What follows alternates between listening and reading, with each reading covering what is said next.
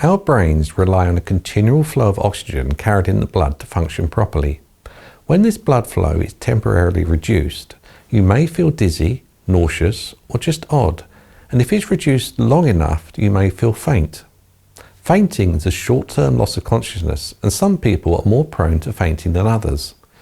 There are many potential reasons why someone might faint, including anxiety, hunger, pregnancy, stress, tiredness, pain, overheating, or prolonged periods of standing still or standing up. These situations can cause blood to pool in the legs, reducing the amount of blood reaching the brain. If someone feels faint, help them to lay down immediately to restore the blood flow to the brain. It's not advisable to sit them down, as fainting while leaning forward can lead to falls and further injury. Opening a window to allow fresh air in can also aid recovery indoors.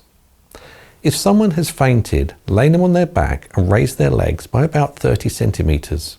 Support their legs using your shoulders or an object like a box or a bag. This position improves blood flow to the brain, usually leading to a quick recovery. As they regain consciousness, calmly explain to them what's happened, as they may be confused or disorientated. When they feel stable, assist them in getting up slowly to prevent another fainting episode. If they feel faint again, have them lay down and raise their legs until recovered. If the person does not quickly regain consciousness, open their airway and check for breathing.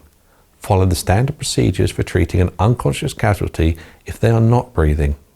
Generally, it's unnecessary to call the emergency services unless the person has injured themselves in the fall or they don't regain consciousness. However, it may be prudent to call a family member or friend to escort them home. For those in the late stages of pregnancy, it's advisable to lie on their left side, as this position helps prevent the restriction of blood flow back to the heart. Regular fainting spells may indicate an underlying health concern, so frequent episodes should prompt a visit to the doctors. If fainting occurs during exercise or is followed by a seizure, you should always alert the emergency medical services.